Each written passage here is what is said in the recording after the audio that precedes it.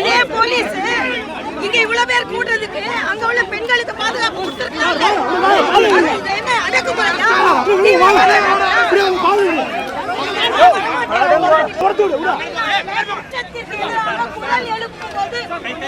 நெரிக்கப்படுகிறது என்றால் சர்வாதிகார ஆட்சியா நடக்கிறது என்று நான் கேட்கிறேன்.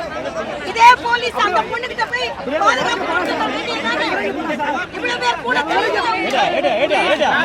பாதகம் செய்பவரை கண்டால் நாம் பயங்கொள்ளலாகாது பாப்பா. மோதி மிதித்து விடு பாப்பா, அவர் முகத்தில் உமிழ்ந்து விடு பாப்பா. அண்மை செய்திகளை உடனுக்குடன் தெரிந்து கொள்ள இணைந்திருங்கள் இயம்நாடு தொலைக்காட்சியுடன்.